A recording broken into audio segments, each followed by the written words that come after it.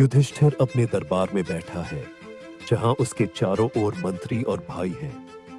वह सोच रहा है कि क्या दांव लगाना उचित है। दुर्योधन ने चुनौती दी। उसकी आंखों में चालाकी है। वह जानता है कि युधिष्ठिर को जीतने के लिए बहकाना कितना आसान है। युधिष्ठिर ने अपने भाइयों की ओर देखा। उनके चेहरे पर चिंता है।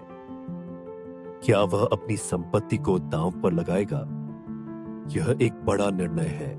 दांव लगाने का समय आया। युधिष्ठिर ने हिम्मत जुटाई और अपनी संपत्ति को दांव पर लगाने का फैसला किया। पहले दांव में युधिष्ठिर ने जीत हासिल की, लेकिन दुर्योधन की चालाकी के आगे वह कितनी देर टिक पाएगा? खेल शुरू हो चुका है। दूसरे दांव में युधिष्ठिर ने अपनी संपत्ति खो दी। उसके मन में एक अजीब सी भावना जागी, लेकिन खेल अब भी खत्म नहीं हुआ था। युधिष्ठिर ने अपने भाइयों को आश्वस्त किया, लेकिन भीतर से वह खुद को दोषी महसूस कर रहा था। क्या यह सही था? यह उसकी जिम्मेदारी थी। तीसरे दांव में युधिष्ठिर ने अपना राजपाट खो दिया। उसके दिल में एक गहरी निराशा ने घर कर लिया। दुर्योधन की हंसी गूंजती है। उसने युधिष्ठिर को धोखे से मात दी। क्या यह न्याय है? क्या इसका कोई अंत है? युधिष्ठिर ने अपने पिता की याद की। उन्होंने उसे हमेशा धर्म का पालन करने की सीख दी थी। लेकिन क्या अब वह अपनी जिम्मेदारी निभा पाएगा?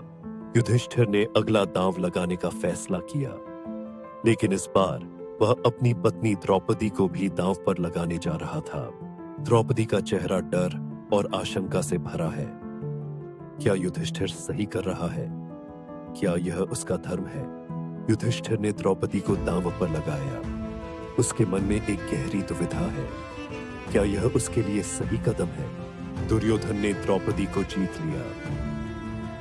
युधिष्ठिर की हार ने उसकी पत्नी को दांव पर लगा दिया।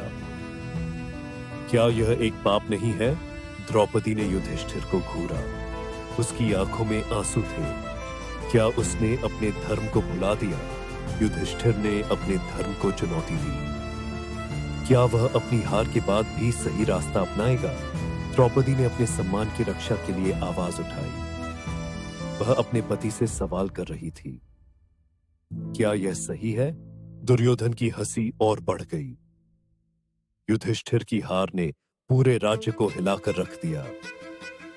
क्या यह केवल एक खेल है? युधिष्ठिर ने अपने भाइयों की ओर देखा। क्या वे उसे माफ करेंगे? क्या वह अपने धर्म का पालन कर सकेगा? द्रौपदी ने अपने अपमान का बदला लेने की ठानी। क्या वह युधिष्ठिर के साथ खड़ी रहेगी? युधिष्ठिर ने अपने जीवन के सबसे कठिन फैसले का सामना किया।